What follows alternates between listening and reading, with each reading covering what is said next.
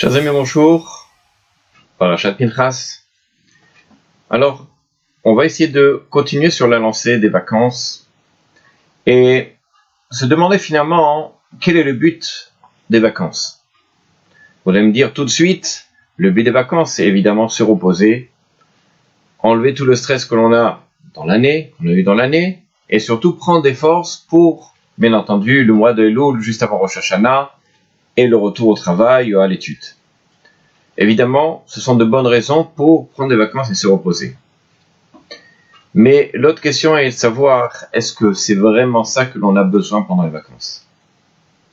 Toute l'année, nous passons notre temps ou à travail, ou à l'étude, Baruch Hashem, et on passe très peu de temps avec la famille, avec la maman, le papa, les enfants. Alors évidemment, les vacances sont là, la capacité justement de retrouver la famille dans un autre contexte que celui des fêtes. Parce que souvent pendant les fêtes, on a des invités, on a les grands-parents, on a d'autres personnes qui viennent et qui rentrent dans le décor de la famille. Les vacances sont souvent le moment où l'on se réunit, en principe, seul avec les enfants. Alors évidemment, c'est le moment idéal pour reformer, on va dire comme ça, le couple, pour pouvoir, on va dire, renforcer les liens avec les enfants, être capable de parler avec eux, de prendre du temps, de les écouter surtout, et de savoir quels sont les problèmes qu'ils ont rencontrés dans l'année pour que, Bezrat Hashem, l'année suivante, on puisse leur donner des solutions. Le problème, c'est que justement, les vacances sont là pour non seulement que les parents puissent dire « sortez, maintenant j'ai envie de me reposer », et les enfants sont voués à eux-mêmes dans les jardins, dans tout ce que peut proposer une station de vacances, et le problème est là. C'est que le contact avec les parents, il n'existe pas. Et plus que ça, c'est que les enfants donc sont livrés à eux-mêmes, rencontrent des personnes qui parfois ne sont pas des bonnes rencontres, voient des choses qui ne sont pas forcément des choses qui sont bien. Et finalement, cette semaine ou ces 10 jours, ou peu importe 2 semaines de vacances que l'on prend, ce sont des instants qui malheureusement non seulement sont perdus, mais parfois sont transformés, on va dire comme ça, négativement dans la notion d'éducation. Alors, comment y remédier? Vous aurez tout de suite compris, c'est que les vacances sont là pour pouvoir être ensemble.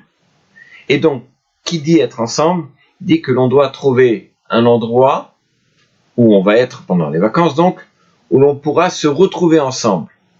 Être dans une station où il y a beaucoup à faire, évidemment, c'est tentant pour les enfants, et ils vont passer leur journée à l'extérieur, sans les parents, parce que les parents, ils vont pas commencer à faire des choses extravagantes que les enfants, eux, veulent faire.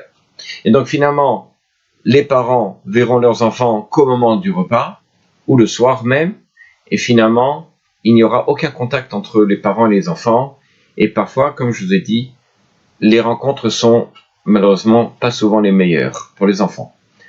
Donc, il faut arriver à avoir un compromis, on va dire comme ça, entre faire plaisir aux enfants, et surtout faire plaisir à la famille.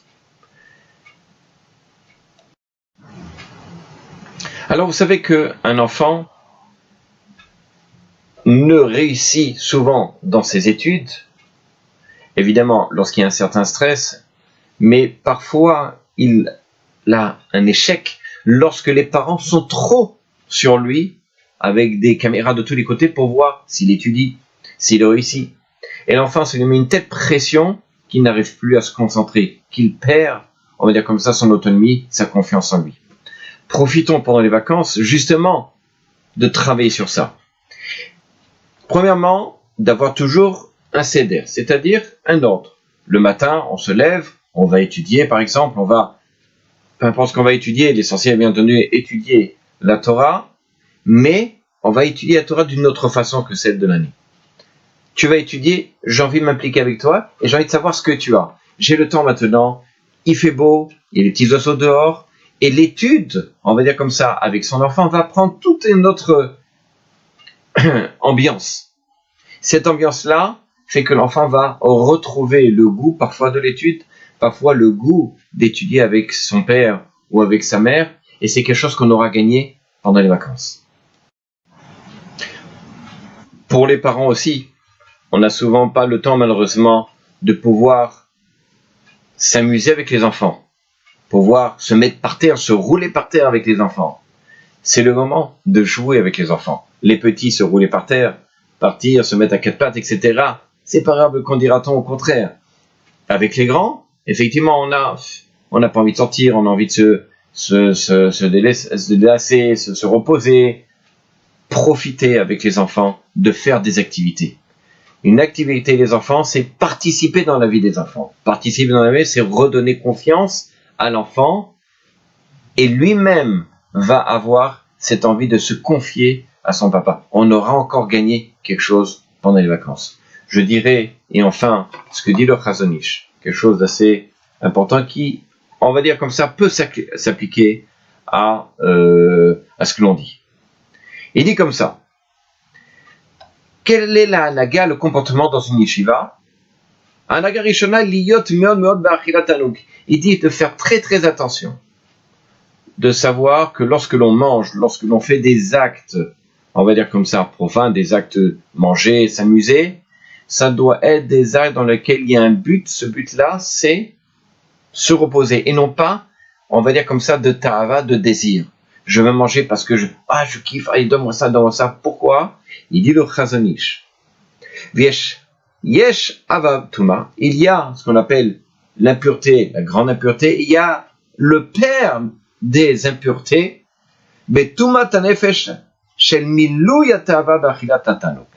Qui est celui, l'impureté de l'esprit, qui est celle de, on va dire comme ça, milui atava, d'augmenter dans le désir de la nourriture et de tout ce qui est. On n'a pas besoin, dans un certain sens, de faire énormément. Faire un petit peu. Donner aux enfants cette notion de modestie. Lorsque l'on fait quelque chose, le faire bien, mais sans plus.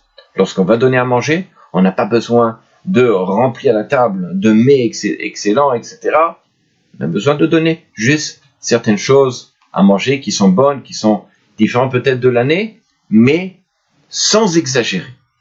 De même au niveau des activités, de montrer à l'enfant qu'aujourd'hui on va faire une activité et d'avoir un programme bien clair. Les enfants, comme l'être humain de façon générale, aiment avoir les choses bien claires, bien définies dès le départ. Lorsque vous allez les dire lundi, mardi, mercredi, voilà, aujourd'hui on va sortir, on va faire, je sais pas quoi, une aventure là. Mardi on va faire de la marche, etc. Mercredi on va faire ça. Les enfants savent à quoi s'entendre, savent ce qu'il va y avoir et ne vont pas se perdre dans tiens, je vais faire ça et j'en ferai 50 000 choses. À l'avance, et les enfants ont calculé déjà ce qui va être pour eux un plaisir et à vous, les parents, de donner ce plaisir-là aux enfants. Mais de rentrer dans l'exagération, de les laisser dehors, c'est les perdre complètement. N'oubliez pas encore une fois, c'est que la Gemara dans Chagiga nous dit pourquoi Elisha ben Abouya, qui était un Talmid Chacham, qui était un sage, est sorti malheureusement complètement, on l'a appelé Acher, vers de mauvaises choses, c'est devenu quelqu'un de mauvais. Souvent on accuse les enfants, tu as vu cet enfant, il n'étudie plus, alors que pourtant quand il était petit, il était etc. Pourquoi? Parce qu'encore une fois, il y a la notion de faire les choses les Shem Shamaim. C'est-à-dire, encore une fois, de faire c'est quoi les Shem Shamaim? C'est d'avoir un but. Les choses ne sont pas efker, ne sont pas vagabondes, allez on va s'amuser, peu importe, éclatez-vous dehors, etc. Non, il doit y avoir un but. Et expliquez bien aux enfants que ce que vous faites, c'est justement pour avoir suffisamment de force pour retrouver l'énergie lorsque vous allez retourner à l'étude, pour la nouvelle année, etc., etc.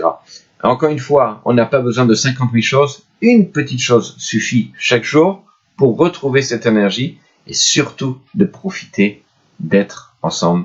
C'est ça, véritable vacances. À bientôt.